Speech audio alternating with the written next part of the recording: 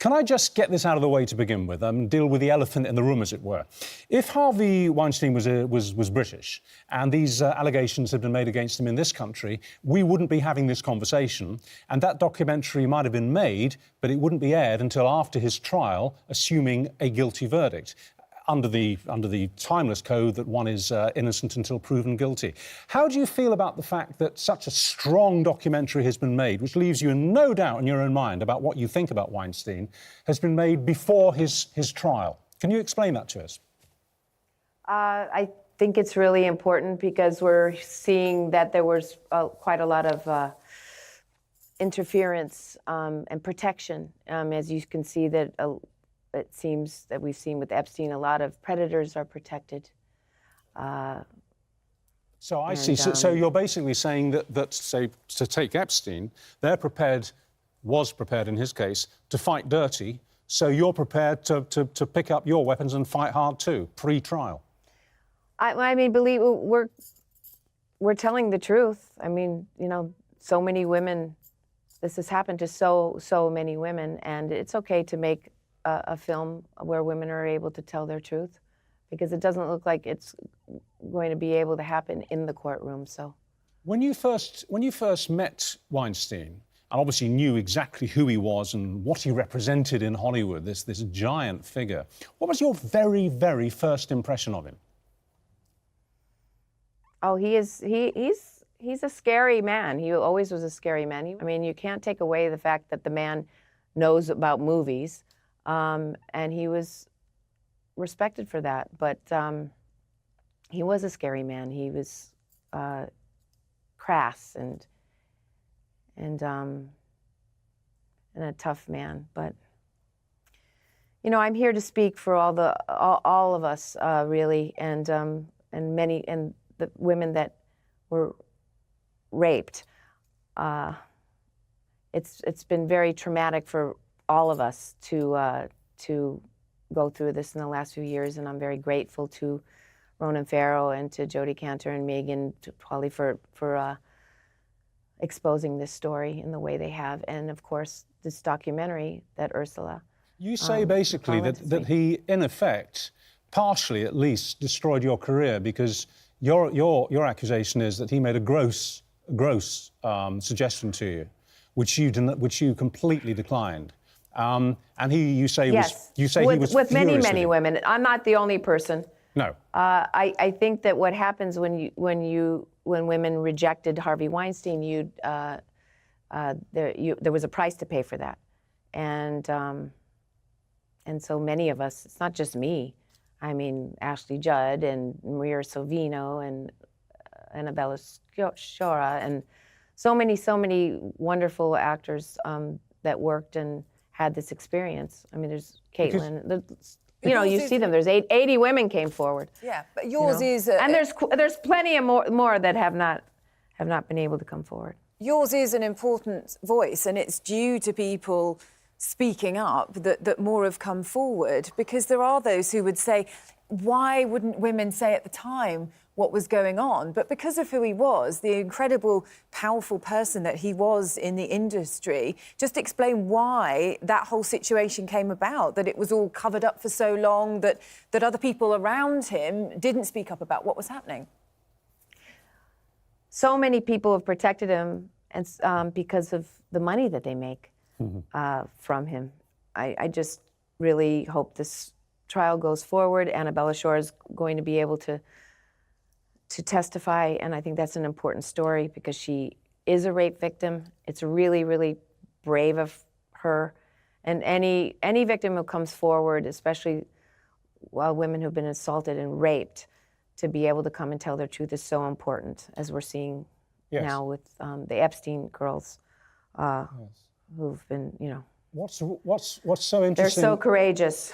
What's so interesting and at the same time upsetting about what happened to you, Rosanna, is that you gave him absolute short shrift, as we say here. You basically told him to take a hike. And he basically said, you do this, lady, and I'll shut you down. I will kill your career. And you say that he did exactly that, and that the roles that you were in line for, melted away, and subsequently a very eminent director said to you face to face, I was going to give you this part. I wanted you in my movie, but I heard that you were really difficult and you were a problem, which I'd never heard before, so I He was talked out of it. He was talked out of it. So you paid a huge price for telling someone who was coming on to you to get knotted. Yeah, I did, and all the women have come forward, paid a huge price. So I don't want it to just be about me, because I'm just here as a voice representing everybody. No, we understand it's all of us, you know. I feel bad because it's not just about me. It's a we too. It's we too. Do you feel in any way resentful, and tell me if I've got this wrong, that to some extent Weinstein has redefined your life in a negative way, that but for him you would have had a very different life and a very different career? Yeah, and that's hard. That is hard to prove. I'm the only woman so far that has not sued yet. Everybody pretty much has come forward in some way with a lawsuit. I haven't done that yet. Do you think you will? There may be a point, but right now for me, it's really important that the women, who have been raped get their justice, because.